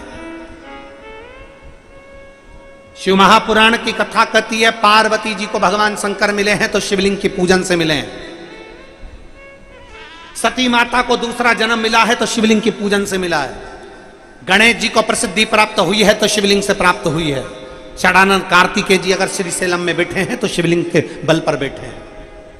और 33 कोटि देवता, अगर शंकर के शिवलिंग की पूजन राम जी ने नहीं करी होती तो मेरे राघव जी भी लंका पर नहीं पहुंच पाते। और भगवान कृष्ण ने शिवलिंग की पूजन करी तो उनके घर में भी संतान की प्राप्ति हुई। ये शिवलिंग की आराधना सारे देव करते हैं, सभी देव।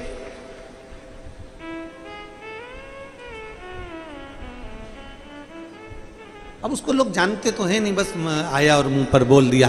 शंकर का स्मरण मत करो, शिव की पूजन मत करो, शिवलिंग को पूजन करोगे तो वो क्रोध करेंगे। शंकर भगवान क्रोध के देवता हैं। दुनिया के लोग कहते क्रोध के देवता हैं, लोग कहते रुद्र है शंकर। शिव महापुराण की कथा कहती है रुद्र है शंकर, पर किसके लिए? पति रोज गुस्सा नहीं करता, पर जब गलत देखता है तो पति भी क्रोध करता है। पत्नी रोज क्रोध नहीं करती, पर गलत देखती है तो क्रोध करती है। माता पिता रोज क्रोध नहीं करते, गलत देखते हैं तो क्रोध करते हैं। उसी तरह शिव क्रोध जब करते हैं, जब संसार को देख लेते हैं कि ये गलत हो रहा है, तब क्रोध करते हैं। अनायासी क्रोध शिव नहीं करते। शिव आशुतोष। जितना शिव को सुनने को मिला उतना किसी को नहीं मिल सकता। कह दिया 5 गौ माता। तो शिव महापुराण की कथा कहती है संसार में जन्म लिया है तो विष पीना पड़ेगा, अपमान सहन करना पड़ेगा, अपशब्द सहन करना पड़ेगा, गालियां सहन करना पड़ेगा। और हमने अभी बीच में आप लोगों को कथा में कहा था कि आपके चाहने वाले कम हो जाए चल जाएगा, पर आपके जलने वाले कम नहीं होना चाहिए। चाहने वालों की कमी होगी ना तो कोई टेंशन नहीं है, पर तुम्हारे से जलने वाले कम नहीं होना चाहिए, क्योंकि जितने जलने वाले बढ़ते हैं उतनी तुम तरक्की करते हो, उतनी तरक्की। चाहने वालों की कमी हो जाए चल जाएगा, तुम्हारे को अच्छा कहने वालों की कमी हो जाए, तुम्हारी बड़ाई करने वालों की कमी हो जाए, तुम्हारे अच्छा बोलने वालों की कमी हो जाए, बहुत अच्छे बहुत अच्छे ऐसा अच्छा बोलने वालों की कमी हो जाए चल जाए, पर दिन प्रतिदिन तुमको जितनी गाली पड़ेगी, जितना अपशब्द कहा जाएगा, जितना ताना दिया जाएगा, उतने तुम उन्नति की ओर बढ़ते, उतने।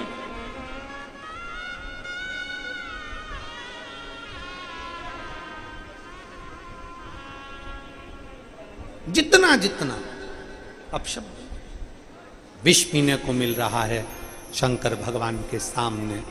5 गौ माता का दूध भगवान शंकर ने विष तो पी लिया, पार्वती जी ने झेल भी लिया। 5 गौ माता, ये पंचम इंद्रियां हमारी हैं, 5 गौ माता के रूप में इन इंद्रियों को संयमित रखिए और इसका जो भक्ति का दूध है वो अपने हृदय में उतारते रहिए। भक्ति का दूध शिव कथा कहते हैं। जब छोड़ चलूं इस दुनिया को, होठों पे नाम तुम्हारा, जब छोड़ चलूं इस दुनिया को, होठों पे नाम तुम्हारा, चाहे नरक मिले चाहे स्वर्ग मिले, होठों पे नाम तुम्हारा। एक विश्वास की जागृति। एक पत्र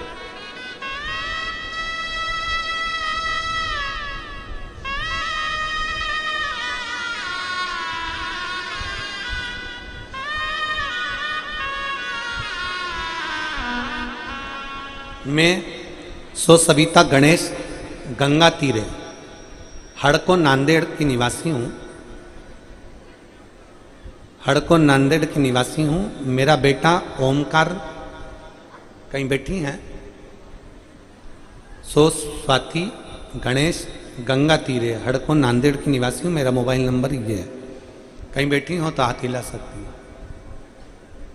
बैठी हैं कहीं पीछे हैं? अच्छा, उनका बेटा आया है क्या साथ में? नहीं आया है।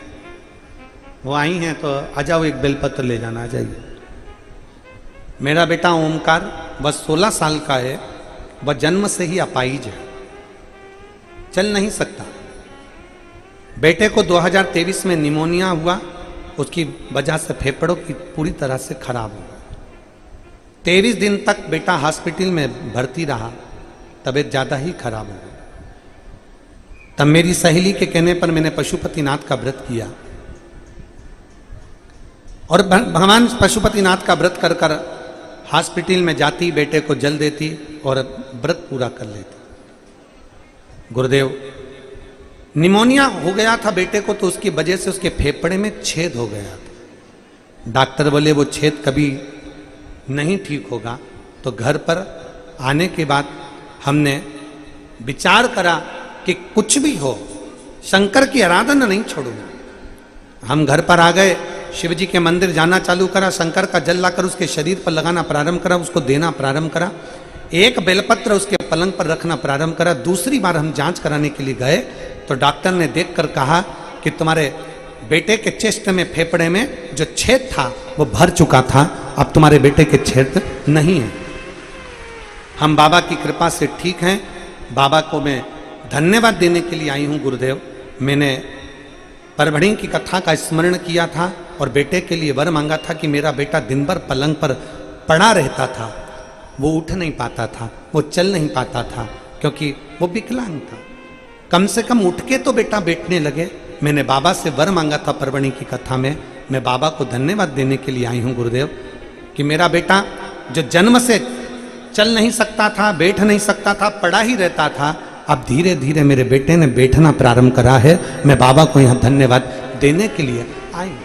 मैं शिव को धन्यवाद देने। एक पत्र और बड़ा सुंदर आया। मैं अनुपमा अमित बाहेती, मैं अनुपमा अमित बाहेती हड़को नांदेड़ की निवासी हूँ। कहीं बैठी हो तो हाथ हिला सकती हैं, अगर कहीं बैठी हो तो हाथ हिला सकती हैं, और अगर बच्चे हों साथ में तो लेकर आ सकती हैं। मैं अनुपमा अमित बाहेती हड़को नांदेड़ की निवासी हूँ गुरुदेव। मैं बाबा का क्या वर्णन करूं। मेरे विवाह को 14 साल हो गए थे और मुझे संतान का सुख नहीं था। 4 बार IVF करवाया, डॉक्टर ने भी कह दिया था कि अब तुम्हें संतान नहीं हो सकती, अब तुम आस छोड़ दो। गुरुदेव, हम बड़ी चिंता में लग गए। 14 साल तो वैसे ही निकल गए थे और औलाद हो नहीं रही। डॉक्टर ने भी मना कर दिया कि अब तुम्हारे को नहीं हो सकती। 4 बार IVF करवाने के बाद भी तुम्हें औलाद नहीं हो रही है, तो संतान का सुख नहीं। हमने आस छोड़ दी। तब पहली बार YouTube पर आपकी कथा ढूंढते ढूंढते आपकी कथा प्रदोष के दिन हमारे हाथ में लगी, और वो प्रदोष का दिन था जिस दिन पहली बार आपकी कथा YouTube पर सुनी और बाबा से विनती करी। अब तो मैंने नियम बना लिया कि मोबाइल पर कथा सुनती, बाबा को निवेदन करती, बाबा से प्रार्थना करती, और बाबा की ऐसी कृपा हुई गुरुदेव कि बाबा ने जो मेरी दुख की घड़ी थी 14 साल की, वो निकाल दी। और 14 साल बाद मेरे बाबा ने केवल मोबाइल पर कथा सुनती थी और विनती करी थी, और बाबा ने मुझे एक बालक दिया। मैं बाबा को धन्यवाद देती हूँ। 14 साल के बाद मुझे पुत्र हुआ। मैं अनुपमा अमित बाहेती हड़को नांदेड़ के निवासी हूँ। मैं बाबा को धन्यवाद देती हूँ। नीचे एक लाइन अच्छी लिखी है, माया को चाहने वाला बिखर जाता है और महादेव को चाहने वाला निखर जाता है। बहुत अच्छी लाइन उन्होंने लिखी, उसके लिए साथ दो। शिव तत्व को पहचानो। विष मिलेगा, थोड़े अपशब्द मिलेंगे, थोड़ा ताना मिलेगा, थोड़ी गाली मिलेगी, थोड़ा आड़ा टेढ़ा कहा जाएगा। दुनिया के लोग किसी को नहीं छोड़ते। अच्छे से लेकर अच्छा व्यक्ति, छोटे से लेकर छोटे व्यक्ति से बड़े व्यक्ति को भी लोग उंगली उठाने में पीछे नहीं हटते। पर घबराना नहीं है, हिम्मत हारना नहीं है, शिव के भरोसे आश्रित हो। शंकर भगवान ने विष पिया था, नीलकंठधारी बन गए थे। कुछ अपशब्द अगर सहने को भी मिल जाए तो सह लेना। अमृत पीने वालों का नाम आज तक सामने नहीं आता, पर विष पीने वाले का नाम नीलकंठेश्वर महादेव सामने आता। नीलकंठ महादेव, नीलकंठेश्वर महादेव का नाम आज तक सामने आता है। अमृत पीने वालों को कोई भी याद ना रखता, पर विष पीने वाले को सब याद रखते हैं। विष पिया है, बहुत सहन करा है, बहुत अपशब्द सहे, बहुत ताने सहे, बहुत गालियां सही है, बहुत आड़ा टेढ़ा सहा, तब जाकर ये आगे बढ़ा। ये दुनिया को लगता है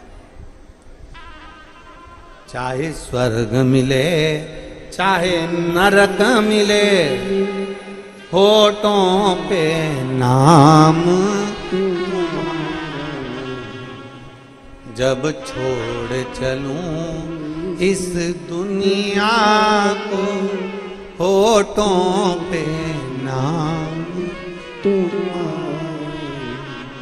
मिलेगा, सब कुछ जीवन में मिलेगा, पर जब अपशब्द, ताने, गालियां, आड़ा टेढ़ा मिले, समझ लेना मेरे शिव। देखिए शिव महापुराण की कथा एक बहुत अच्छी बात कहती है, सम्मान दुनिया के लोग देते हैं। शिव महापुराण की कथा कहती है, दक्ष प्रजापति का चरित्र कहता है सम्मान दुनिया के लोग देते हैं और अपमान मेरे बाबा खुद जान कर दिलाते हैं, जिससे तुम शिव के करीब में आ जाओ।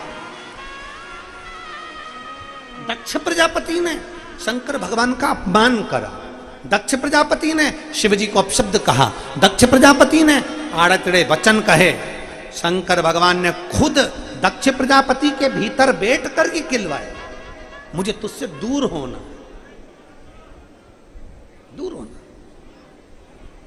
स्वयं दक्ष प्रजापति से किलवाए। सम्मान दुनिया देती है, अपमान बाबा की कृपा से मिलता है, अपशब्द बाबा की कृपा से मिलते हैं, आड़े तेड़े शब्द भगवान की कृपा से मिलते हैं। और वो क्यों मिलते हैं? दुनिया से दूर हटने के लिए, दुनिया से दूर हटने के लिए। शिव कथा कर रही है, भगवान शंकर का नाम नीलकंठेश्वर महादेव हो गया। नीलकंठेश्वर, शिव नीलकंठधारी हो गए। भगवान शंकर ओघड़ दानी है, शिव की स्तुति खाली नहीं जाती है, खाली।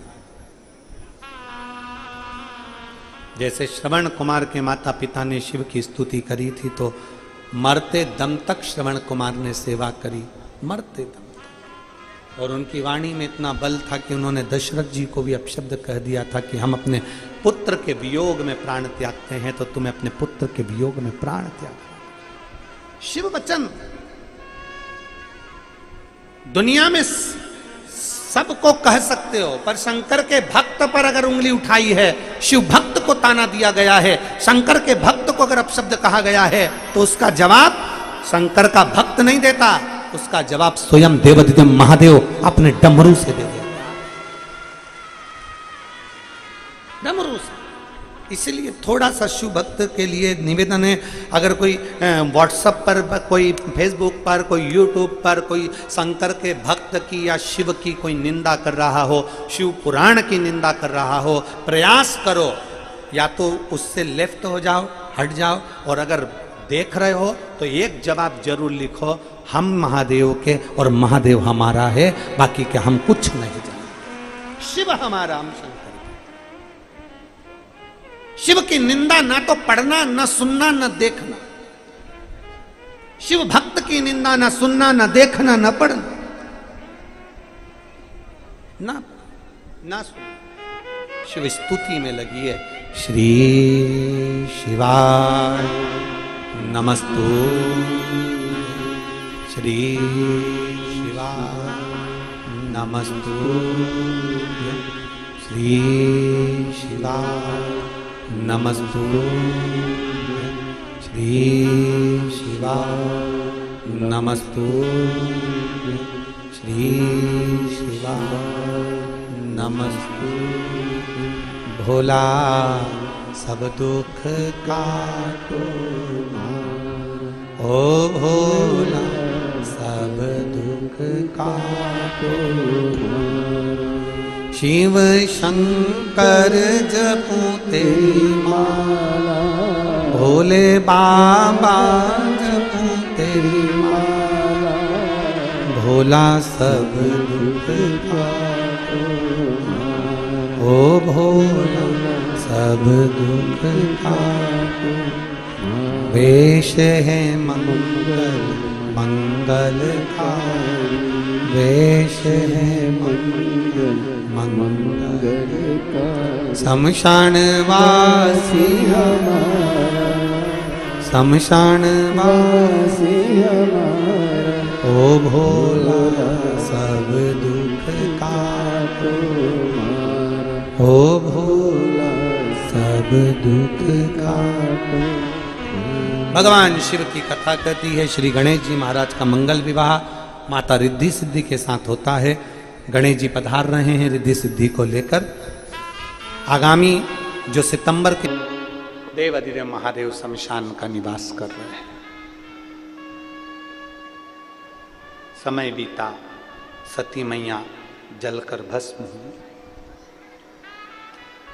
क्रोध में देवाधिदेव महादेव ने केश तोड़कर बाहर फेंका, वीरभद्र की उत्पत्ति हुई। रुद्रगण को भेज दिया, जाओ पूरी यज्ञशाला विध्वंस कर दो। जब क्रोध आता है, जब क्रोध चढ़ता है, तब केवल सामने वाला व्यक्ति ही बर्बाद नहीं होता, पूरा घर बर्बाद हो जाता है। इसलिए कल कथा में कहा था, आप लोगों से निवेदन किया था कल कथा में कि बेडरूम होता है, ड्राइंग रूम होता है, वॉशरूम होता है, तो कंट्रोल रूम भी होना चाहिए जिसमें अपन क्रोध पर कंट्रोल कर सकें।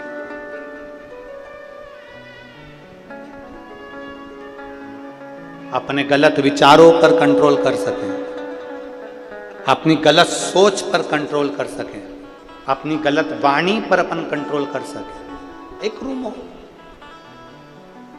वीरभद्र गए, पूरी यज्ञशाला को विध्वंस कर दिया।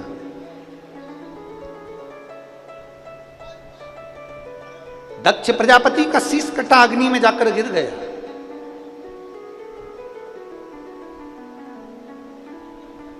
सारे देवताओं ने भगवान शंकर की स्तुति करी, तो शिव है जिनका एक नाम है भोला, आशुतोष, सरल, सहज। अगर कोई क्रोध भी करता है तो मेरा देव अधिदेव महादेव उसको क्षमा कर देता। सबने स्तुति करी, भोलेनाथ बाबा, शंभु त्रिकालदर्शी, कैलाशी, विनाशी, हे शंकर करुणा करिए। बाबा, हे भोलेनाथ, दक्ष प्रजापति जो यजमान है उसका सिर कट गया है, अग्नि में गिर गया है, आप कुछ करिए। शंकर भगवान आए और उन्होंने बकरे का मुंह लगाया। बकरे का मुंह लगाने का कारण केवल इतना सा था क्योंकि दक्ष प्रजापति कह रहे थे, मेरा यज्ञ, मैं राजा, मैं दक्ष प्रजापति, जो बार बार मैं मेरा मेरा मेरा मेरा करता है, मरने के बाद वही बकरे का जन्म ले लेता है और आखिरी में एक दिन कट के मर ही जाता है। बहुत बचना चाहिए मैं संबोधन से और मेरे संबोधन से बचने का प्रयास। एक महाराज जी प्रवचन दे रहे थे, प्रवचन में महाराज जी ने कहा, मेरे मुख से 7 दिन तक गंगा बहेगी, तुम सब रोज आओ, डुबकी लगाओ। एक गांव का व्यक्ति अपने घर चले गया, पत्नी को आवाज लगाई, सुनती है। पत्नी बोली, क्या है? पिताजी की अस्थियां रखी थी, कहां है? पत्नी बोली, तुम गंगा जी जा रहे हो? पति बोला, तुझसे जितना पूछा जाए उतना बता, पिताजी की अस्थियां कहां हैं? पत्नी बोली, वो लाल लाल थैली में टंगी है। पति ने लाल थैली में से अस्थि निकाली और उसको पत्थर पे दोची, पीसी और पीस के पूड़िया बांध ली। पत्नी बोली, कहां जा रहे हो? पति बोला, तू भी चल मेरे साथ, और कथा में जाके बैठ गया। पंडित जी ने फिर कहा, मेरे मुख से 7 दिन तक गंगा बहेगी, तुम सब डुबकी लगाओ। इतने में खड़ा हो गया, रुको महाराज, प्रसाद खाओ। और महाराज जी को जो पुड़िया दी, महाराज जी ने पुड़िया खोली, खोलने के बाद जो मुंह में डाली, डालते सी वो तो हड्डी का चूरा था, जैसे मुंह में गया तो चर्र बोले। अब वो हड्डी का चूरा जैसे ही चर्र बोले तो महाराज जी ने पूछा, क्या खवा दो, क्या खवाया? इतने में वो गांव का व्यक्ति बोला, पिताजी की अस्थियां रखी थी, पत्नी रोज कहती थी गंगा जी में खवाओ, गंगा जी में खवाओ, गंगा जी में खवाओ। हमने सोचा गंगा बहुत दूर है, तुम ही बोले मेरे मुंह से रोज गंगा बह रही है, तो हमने यहीं खवा दी, इसी स्थान पर। प्रयास करो, मैं मेरा ये संबोधन ये ठीक नहीं है, इन संबोधनों से बचने का प्रयास करिएगा, इन संबोधनों से बचने का प्रयास करो।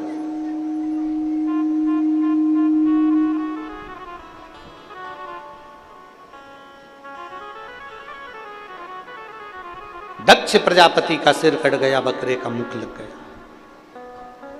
अब बकरा स्तुति करे तो कैसे करे? तो ये जो बम बम भोले बोलते हो ना, ये सबसे पहले दक्ष प्रजापति ने बोला था, बकरे का मुंह लगने के बाद। अब बकरा हिंदी तो बोल नहीं सकता, परतवाड़ा के बकरे हो तो अंग्रेजी बोल सकते हो।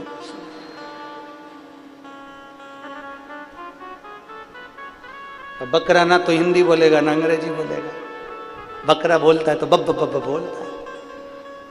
बकरे को सुनना, वो बोले बब बब बब। अब जैसे ही दक्ष प्रजापति का सिर लगा बकरे का, दक्ष प्रजापति ने शिव जी की स्तुति करी, चिल्लाकर बोला बब बब बब बब। शंकर जी को बड़ा अच्छा लगा, मेरे ससुर जी कितनी जोरदार स्तुति कर रहे हैं। शंकर भगवान ने आकर दर्शन दिया और वर दे दिया, जो मेरे मंदिर में आकर बम बम बोले भोलेगा, शंकर जी कहते मैं समझ जाऊंगा कि मेरा ससुर आया है। और कोई अगर स्त्री भी बम बम बोले बोलती है तो शंकर जी समझ जाते सास भी आई। बम बम बोलो बोलो जम के जरा एक बार हो जाए। बम बम बोल बम का नारा है सारी समस्या का हल।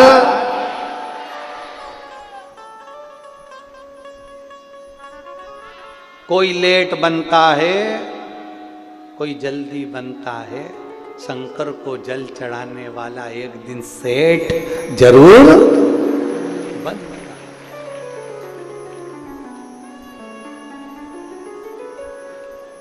शिव तत्व की प्राप्ति हो, शंकर ओघड़दान। सती मैया जो जलकर भस्म हुई थी वो हिमालय राज के यहाँ माता पार्वती जी के सुंदर आनंद के रूप में जन्म ले, मैनावती के गर्भ से जन्म हुआ। मैना, धन्या और कला, हमने पहले भी कथाओं में कहा है, पितरों की 3 बेटियां हैं। हम पहले भी कथा में आपको बता चुके, सुनिए ना कथा आप लोगों ने, जम के बोलो, सुनिए ना। पितरों की 3 बेटियां, मैना, धन्या और कला।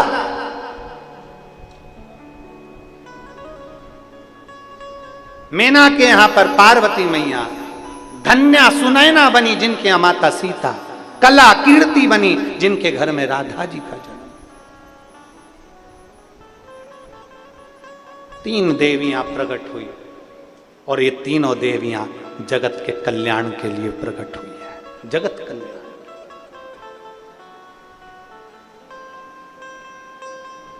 संपूर्ण विश्व के कल्याण के लिए 3 देवियों का प्रागट्य।